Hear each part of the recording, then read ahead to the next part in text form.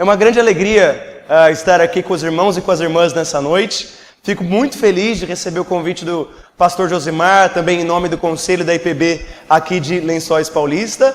E eu trago um abraço da nossa igreja irmã lá em São Manuel, lá é a IPI, mas também dentro do segmento presbiteriano. Estamos muito felizes, tá bom?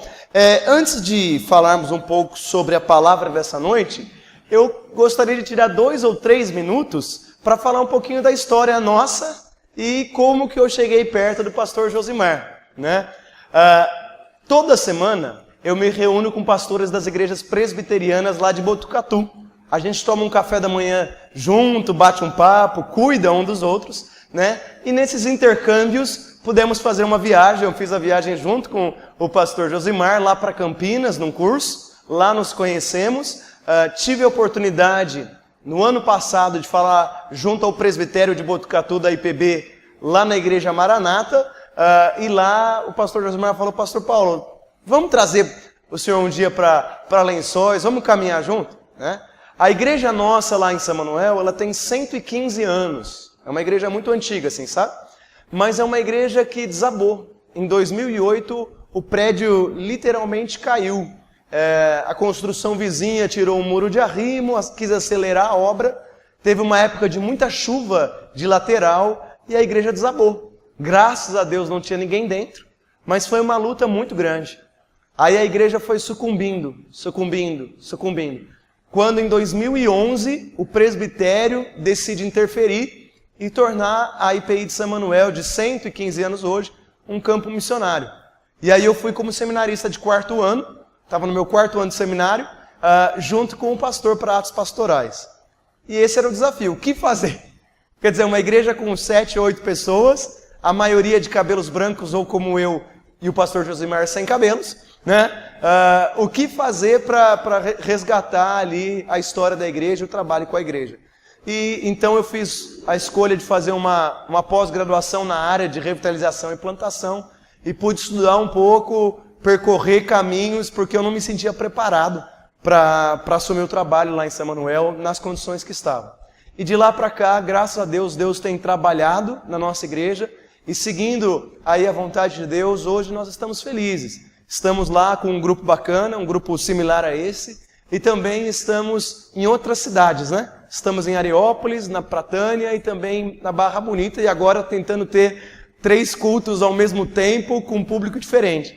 É engraçado porque não é uma igreja enorme fazendo missão. Normalmente é assim, né? É uma igreja de 500 membros fazendo missão na cidade vizinha. Uma igreja que tem dinheiro, que tem infraestrutura, fazendo missão na cidade vizinha. E no nosso caso não, é uma igreja singela, pequena, centenária, tem uma história, mas que observou oportunidades missionárias, o nosso coração ardeu.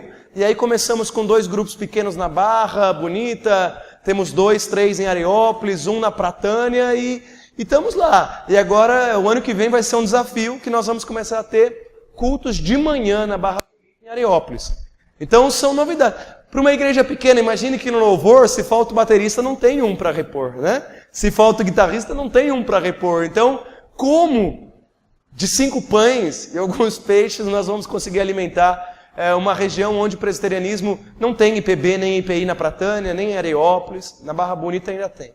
Então esse tem sido o nosso desafio e nós começamos também com um planejamento similar a esse que eu caminhei com o pastor Josimar.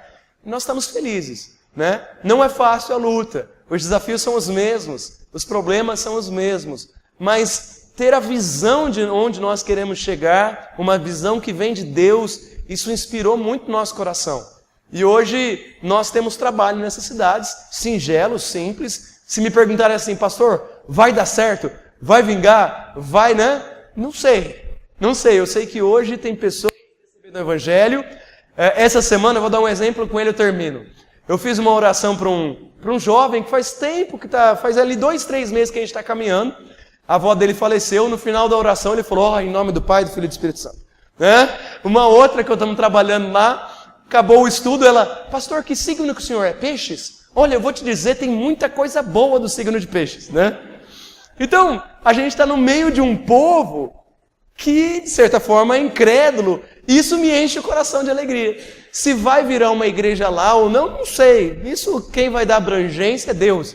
Mas hoje tem vidas que estão aprendendo coisas da tradição reformada e aprendendo mais sobre Deus. Então, esse tem sido o nosso desafio e talvez ao longo da mensagem eu conte um pouquinho mais, tá bom? Agradeço mais uma vez.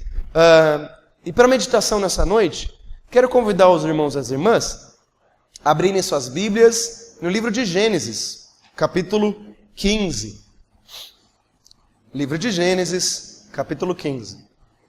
Nós vamos ler dos versículos 1 a 12 e depois 17 a 21. Gênesis 15, de 1 a 12 e depois de 17 a 21. Eu vim acompanhado da minha esposa, que está ali ao fundo. Levanta a mão só, ali. E essas duas criancinhas que estavam aqui, que estão acabando com os últimos fios de cabelo que eu tenho. Estevão e Catarina, as bênçãos da nossa vida, que estão lá no culto infantil. Diz assim a palavra do Senhor. Depois dessas coisas, o Senhor falou a Abrão numa visão. Não tenha medo, Abrão. Eu sou o seu escudo. Grande será a sua recompensa. Mas Abrão perguntou, soberano Senhor, que me darás se continuo sem filhos e o herdeiro que eu possuo é Eliezer de Damasco? Tu não me deste filho algum, um servo da minha casa será o meu herdeiro. Então o Senhor deu-lhe a seguinte resposta, seu herdeiro não será Eliezer, um filho gerado por você mesmo será o seu herdeiro. Levando-o para fora da tenda, disse, olhe para o céu, conte as estrelas, se é que pode contá-las. Assim será a sua descendência. Abrão creu no Senhor e isso lhe foi creditado como justiça. Disse ainda, eu sou o Senhor que o tirei da terra do Ur dos Caldeus para dar-lhe esta terra como herança. Perguntou Abrão, soberano Senhor, como que eu vou saber que terei essa terra como herança? Respondeu o Senhor, traga-me uma novilha, uma cabra e um carneiro, todos com 3 anos de vida. E também uma rolinha e um pombinho. Abraão então trouxe todos esses animais, cortou-os ao meio, colocou cada metade uma em frente à outra. As aves, porém, ele não cortou. Nisso, aves da rapina, urubus, vieram descer sobre os cadáveres, mas Abrão expulsava, enxotava-os. Ao pôr do sol, Abrão foi tomado de um sono muito grande, e eis que vieram sobre ele densas trevas e apavorantes. Versículo 17. Depois que o sol se pôs, veio a escuridão, eis que um fogareiro esfumaçante, como uma tocha acesa, passou entre os pedaços dos animais cortados. Naquele dia o Senhor fez a seguinte aliança com Abrão. Aos seus descendentes eu dei essa terra, desde o ribeiro do Egito até o grande rio, o Eufrates, a terra dos queneus, quenezeus, cadmoneus, hititas, ferezeus, refaíns, amorreus, cananeus, girgazeus e dos jebuseus. Palavras do Senhor. Amém? Queridos, uma das afirmações mais importantes da Reforma Protestante, que nós celebramos agora há 500 anos, é solus Christus, somente Cristo, correto? Somente Cristo nos salva de toda condenação, somente Cristo nos perdoa de todo erro e somente Cristo nos conduz à comunhão com Deus. Isso foi uma afronta para aquela igreja daquela época, para o contexto europeu daquela época, porque não era só Cristo que salvava de toda condenação. Naquela época, como que funcionava? Os bispos, padres, equivalente aos pastores de hoje, tinham um certo poder de barganha. Barganhar a salvação. Existia uma frase naquela época muito famosa, que era a seguinte, a bolsa ou a vida. Então quando alguém morria, morreu meu avô. Vinha o bispo da igreja e falava, Paulo Júnior, você prefere a bolsa, o dinheiro do seu avô, falecido avô, a herança dele, ou a vida? Dê toda a herança para a igreja, porque assim você vai ganhar a vida. Eu ficava pensando, eita, meu avô era tão zeloso. Eu não vou pegar o dinheiro dele não. A herança dele eu vou dar toda para a igreja, porque daí pelo menos eu garanto a vida. Entende? Quer dizer, a salvação era conquistada através das tramóias eclesiásticas, né? Somente Cristo nos perdoa. Naquela época não era assim. O pastor, vamos dizer nos tempos de hoje, teria autoridade para falar assim: querido, eu te perdoo desde que você faça isso, isso ou aquilo. Olha, foi traição? Tá bom, você está perdoado, eu tenho autoridade para te perdoar. Quer dizer, com que base eu tenho autoridade? Eu sou carne e osso como todos nós. Só Jesus pode perdoar. Só Jesus pode salvar. E a última era, Deus nos conduzia à comunhão com Deus. A igreja. Vou dar um exemplo. Tradição católica, e com todo respeito, tenho muitos amigos católicos, eles têm 7 sacramentos.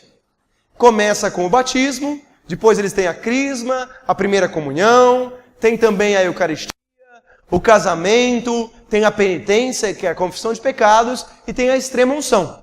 Se a pessoa estiver em dia com os sacramentos, ela está em dia com Deus. Por isso que é muito comum, não, meu filho vai ser batizado, meu filho vai fazer a crisma, a primeira comunhão, ele vai casar na igreja, porque se eu estiver em dia com os sacramentos administrados pela igreja, então eu estou quite com Deus. No meio evangélico seria o seguinte: se eu me batizei, se eu frequento o culto de domingo, se eu estou engajado em algum ministério, então está tudo bem, eu e Deus estamos aqui, estamos juntinho. Mas o único que nos garante comunhão com o Pai, o único que é o caminho, a verdade e a vida, é Cristo. Não adianta, quer dizer, ser batizado, ter participado da Eucaristia, ouvir as pregações de domingo, isso não garante nada. Quem garante o nosso acesso ao céu é Deus. É Deus. Tem gente que diz, nos nossos dias, que todas as religiões levam a Deus, hoje em dia todos os caminhos levam a Deus. E quando eu volto à reforma e digo somente Cristo, isso pode parecer ofensivo, pode parecer, de alguma forma, pode ser constrangedor, né? Não é somente Cristo. Tem vários caminhos. Eu quero tentar mostrar nessa noite por que somente Cristo tem que ser a pedra dessa igreja, a rocha angular. E para entender isso, nós vamos ao texto de Gênesis. Bom, é um texto estranho, mas que eu espero conseguir explicar para os irmãos nessa noite. Abrão, posso me mover aqui um pouquinho? Então vamos lá. Abrão, ele era um homem que tinha uma esposa estéril, que era Sarai. Abraão e Sara, posteriormente. Ela não podia ter filho. E Deus tinha prometido para ele que ele teria filhos e umas nações, né? Queria abençoar nações. Mas ele tinha um filho de uma empregada que se chamava Eliezer. Falou: Deus, meu filho vai ser o Eliezer, ele vai ser meu herdeiro. Porque afinal, eu não vou ter filho. E aí Deus fala: Abraão, você vai ser um pai de nações. Deus, mas como que eu posso ter certeza? E aí Deus propõe uma coisa estranha para nós, mas muito comum para a época. Pega uma cabra, um carneiro, pega alguns animais, corta no meio. Eu costumo dizer, pastor Josmar, que os pastores daquela época eram fortes. Porque para levar um cabrito no altar e sacrificar, meu querido, eu não ia ter que dar conta de ser pastor naquela época, porque eu sou fraquinho, entendeu? Eu ia ter que ser forte para aguentar um cabrito de 3 anos, né? Ele pega o cabrito, o carneiro, corta no meio e faz como corredores, assim. 2 corredores, a metade do corpo do carneiro de um lado e a metade do outro. Aí, fica lá aquela expectativa, por que Deus mandou fazer isso? E aí vem uma resposta da história bíblica. Na época de Abraão, quando alguém ia fazer um contrato, uma aliança, um patrão com um empregado, um chefe com o empregado, eles cortavam os animais no meio, dividia. E aí fazia uma aliança. Olha, eu, patrão, te prometo segurança e você terá direito a 20% da colheita. Você, meu servo, me promete fidelidade e 80% da colheita. Temos um acordo? Temos. Aí, o servo é aquele que passa no meio do corredor daqueles corpos caídos e ele chega até o outro lado. E com isso ele estava dizendo o seguinte: eu prometo, se eu não cumprir a minha parte como servo, você pode me cortar ao meio, como esses animais que eu agora vi cortado. Estranho, né? Para a cultura brasileira no século 21. Mas naquela época eles eram tudo Shreks, tudo grossos, e era assim que se fazia as alianças. Então ele rasgou no meio o animal, o servo prometia, o Senhor prometia. Quando o servo, escute bem, o servo passava no meio, ele está dizendo assim, olha, se eu não honrar a minha promessa, que eu seja cortado ao meio. Quando Deus faz Abraão corta o animal no meio, ele fala, Deus vai fazer um pacto comigo, vai fazer uma aliança comigo. Então Abraão faz, ele fala, bom, então agora eu vou passar pelo meio, e eu vou estar prometendo que se eu fizer tudo certinho, e a minha descendência, eu vou ter aquilo que Deus me prometeu como patrão. Só que depois que Abraão corta, ele fica esperando. Começa a descer uns urubus, que é carne, né? E ele fica expulsando os urubus. E que horas que Deus vai mandar eu passar no meio? Que horas que eu vou, entendeu? Cumprir aqui a promessa para a gente fechar esse acordo? E Deus demora tanto que Abraão dorme. Tem um sono profundo. E nesse sono, depois que ele acorda, está tudo escuro, uma densa treva.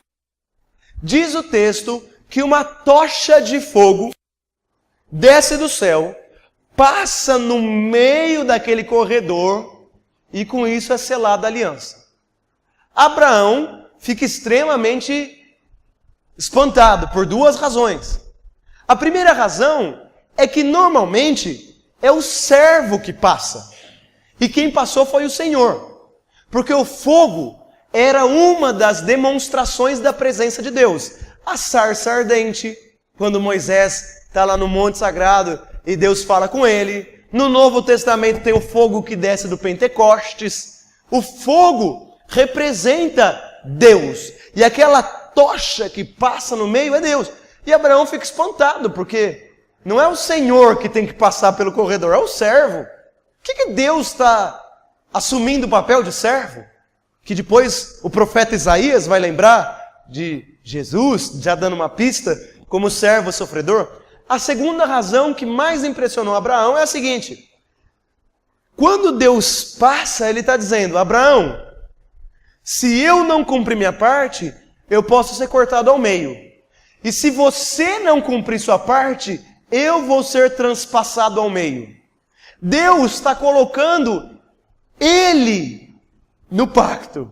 Ele está dizendo, se você, Abraão, e a sua descendência não cumprirem o que aqui a gente está estabelecendo, então que eu seja cortado ao meio. Porque fui eu que passei como tocha no meio desse corredor. Lá na frente, no Novo Testamento, nós então aprendemos que aquele que passou e foi transpassado pelos nossos pecados é Jesus Cristo, o único Senhor e Salvador da igreja. Gálatas 3,10 afirma, maldito todo aquele que não persiste em praticar todos os mandamentos escritos no livro da lei. Aí eu pergunto, nós somos descendentes de Abraão pela fé, não somos? Você cumpriu sua parte no mandamento? Alguém aqui conseguiu cumprir o mandamento plenamente, a lei? Ou todos nós aqui temos pecado? Então, se nós temos pecado, nós não cumprimos a nossa parte da nossa aliança. E se nós não cumprimos, Deus vai ter que ser cortado ao meio.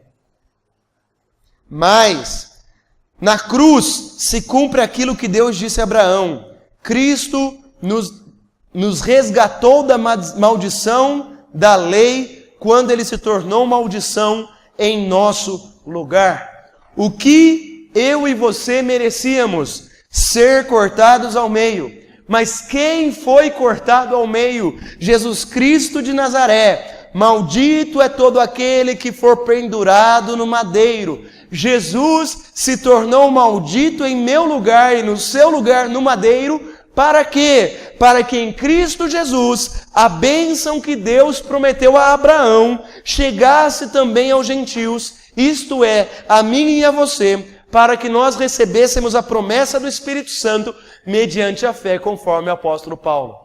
A bênção que Deus prometeu a Abraão chega até nós com Cristo morto na cruz do Calvário e, claro, depois ele, graças a Deus, ressuscitou. Você consegue entender agora a profundidade e a grandeza da cruz de Cristo? O que Jesus estava fazendo pendurado naquela cruz? Ele veio para ensinar o jeito de viver que Deus gostaria que os descendentes de Abraão vivessem. Esse jeito de viver foi tão extraordinário que o levou à morte. Por isso, queridos, quando nós olharmos para a cruz de Cristo, nós começamos a entender por que é somente Cristo. Porque eu, como pastor, não morri na cruz do Calvário. Eu não posso perdoar o pecado de nenhum de vocês. Que mérito eu tenho? Eu sou tão sujo quanto vocês, como o profeta Isaías dizia. Eu tenho lábios impuros e habito no meio do povo de impuros lábios. O padre, o pastor Josimar, o Papa Francisco, o Ashbal Green Simonton, ninguém tem poder para perdoar nada. Eu não posso chegar e falar, olha, se você rezar 5 Ave Marias, 10 Pai Nosso, ó, se você me der o dízimo aqui, ó, vamos negociar um negócio aqui que você está perdoado. Não tenho. Eu não consigo garantir a salvação de ninguém aqui, nem a minha, se não for por Cristo Jesus. Eu acredito o seguinte, quando cada um de nós chegar lá na salvação, no dia final, quando Jesus chamar, brincadeira, isso não está na Bíblia, mas para tentar elucidar a partir de princípios bíblicos, vai existir como que tem um celular aqui, eu fico saindo, os queridos ali não vão me enxergar, né?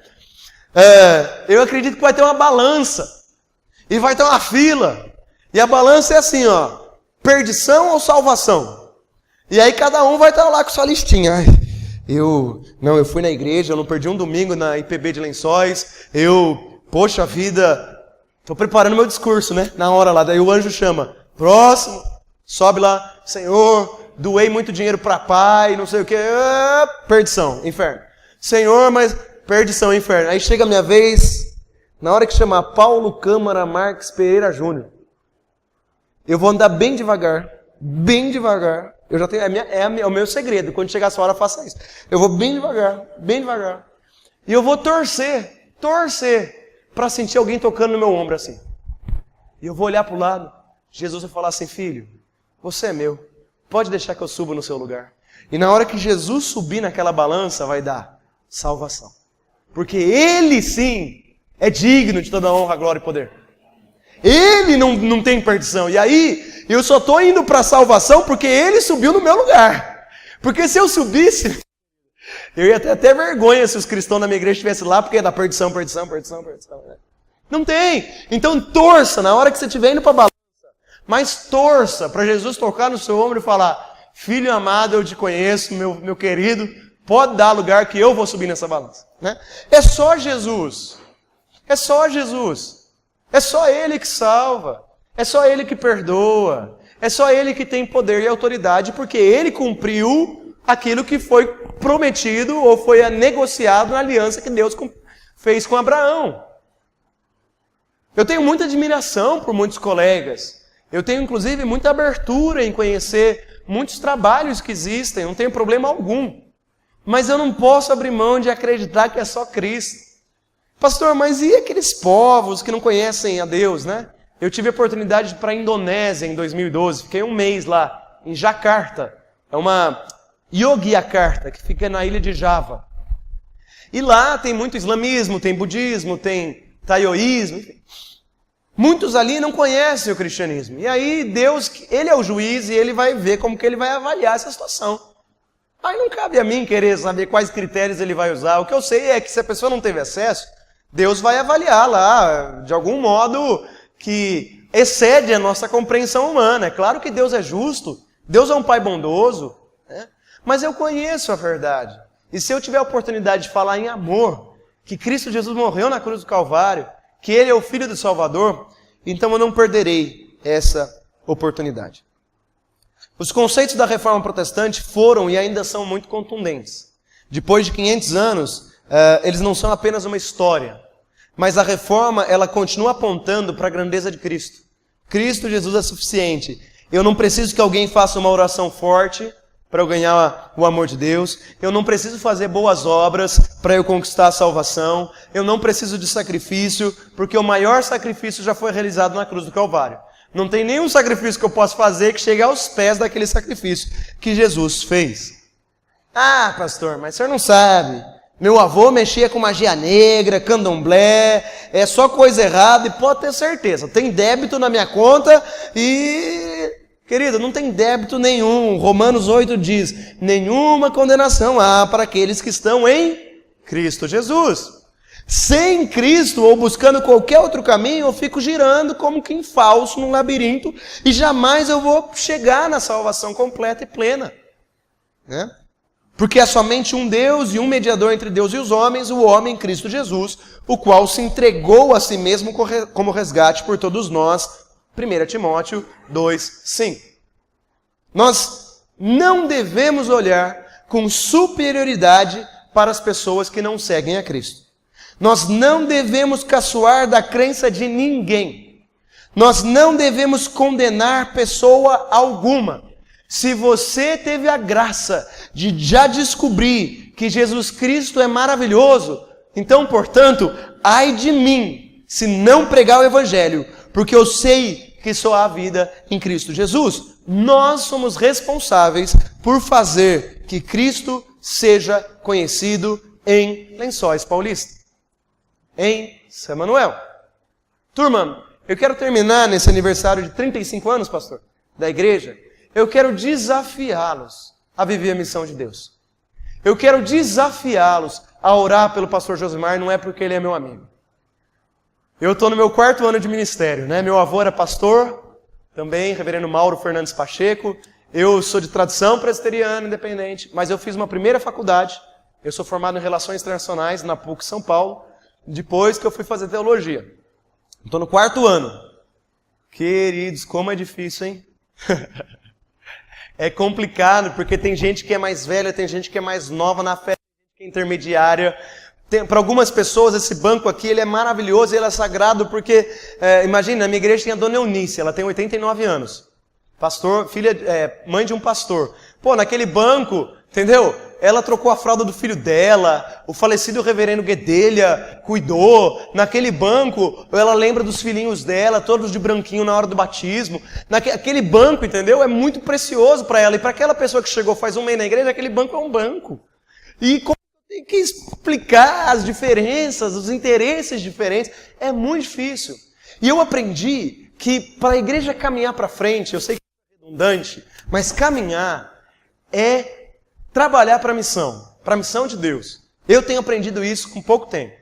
Lá em casa, quando tem briga familiar e tal, quando ninguém tem criança pequena, é aquele conflito, aquela fofoca. Quando tem uma criança pequena, todo mundo para falar, ai que belezinha, pode pegar no colo. O pessoal para de brigar porque tem criança pequena. Assim é na igreja. Quando tem um novo convertido, já não importa mais se é ventilador ou ar-condicionado, se esse piso está antigo ou não, se o banco... O que importa é que tem gente nova chegando, gente ouvindo do Evangelho, gente que está fazendo o sinal da cruz ou está falando de horóscopo, entendeu?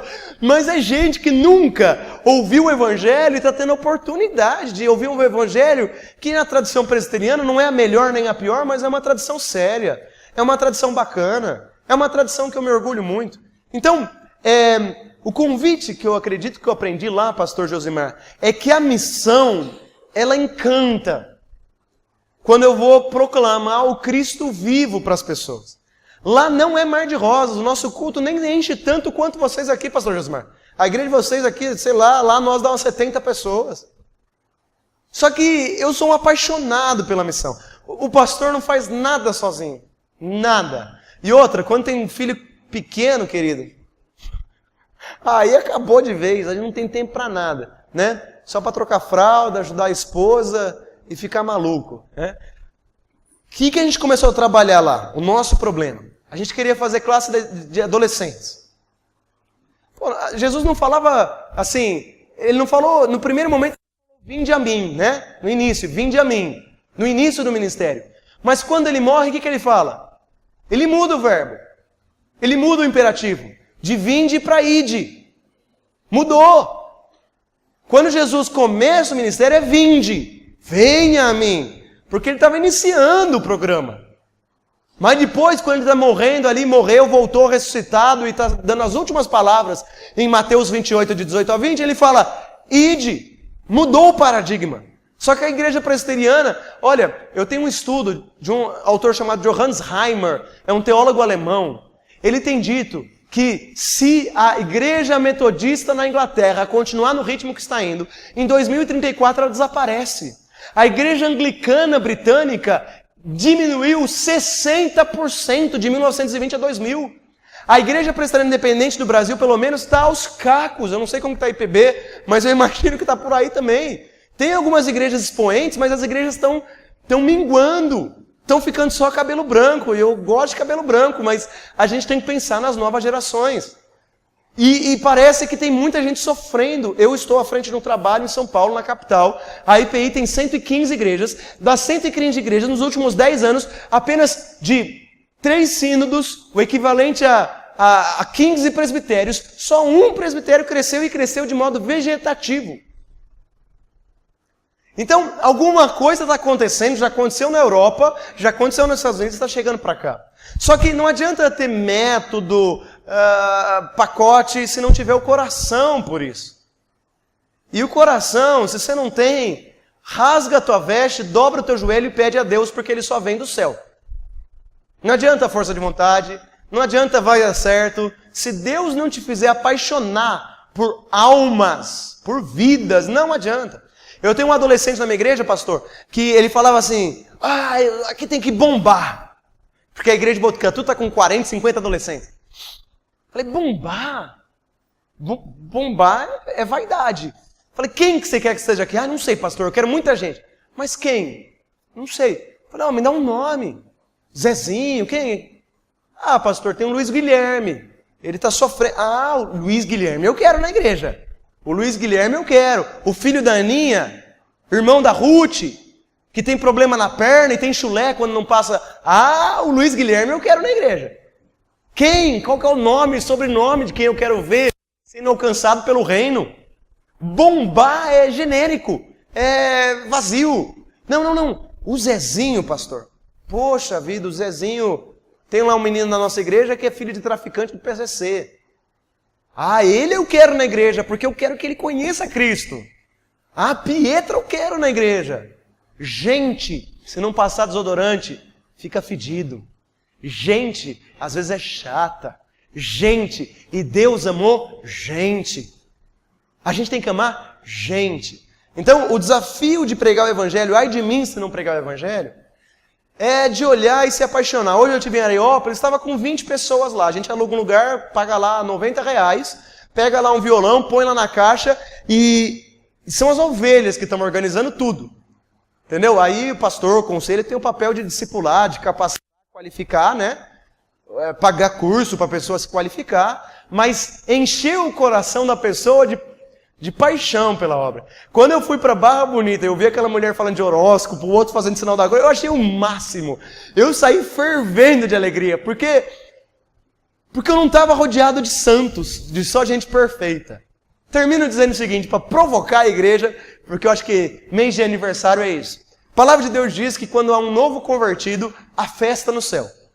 Eu fico imaginando que os anjos, Gabriel, Miguel, tudo, né, termina com El, pegam lá a harpa, vai pegar lá os instrumentos, hoje tem festa. Chega lá, olha, não, rapaz, hoje são os 99 justos. Miguel, guarda a harpa, hoje, não, pode guardar o violão, hoje não vai ter música não. Eles devem ficar frustrados, né? Então, eu tenho aprendido, queridos, a duras penas, é difícil, sabe? Agora contando a minha experiência ali, a conta ter que fechar financeiramente, o dízimo que tem que sustentar, e aí a parte burocrática da igreja, né? Hoje eu recebi ligação de um amigo meu do técnico de som, que falou, pastor, terminou o namoro, e falou, eu não vou continuar na mesa de som. E nessa eu falei, rapaz, estava contando com ele, e o término do namoro abalou ele, e agora vai abalar toda a estrutura do audiovisual que eu estava sonhando, glória a Deus, vamos ver o que vai acontecer. Né? Não é fácil. Não é fácil, tem vezes que dá vontade de chorar. Mas é apaixonante. Então eu acho que, eu desejo que a igreja presbiteriana no Brasil aqui em Lençóis Paulista, volte e cresça nessa alegria de poder pregar o Evangelho com amor, sem desmerecer nenhuma denominação. A gente não aborda ninguém que é de igreja.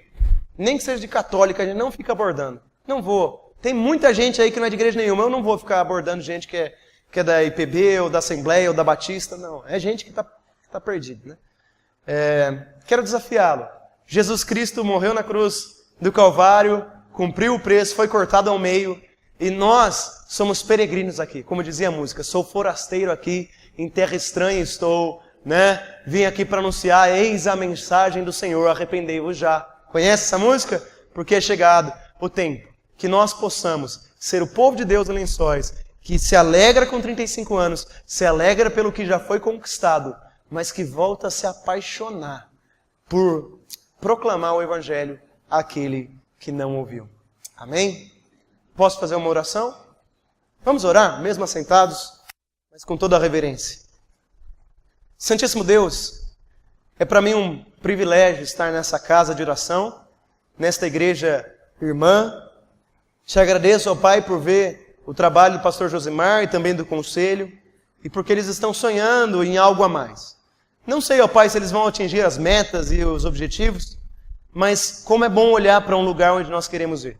Pai, eu peço em nome de Jesus que o Senhor abençoe esse povo, que o Senhor abençoe essas famílias, que essas famílias, ó Pai, sintam arder no coração a presença do Teu Espírito Santo e a pulsão do Teu Espírito para pregar o Evangelho, não vislumbrando o sucesso, o crescimento, mas a alegria de poder compartilhar o Evangelho com uma pessoa, com duas pessoas, de poder ver uma vida sendo transformada, porque sabemos que esse é o Seu desejo.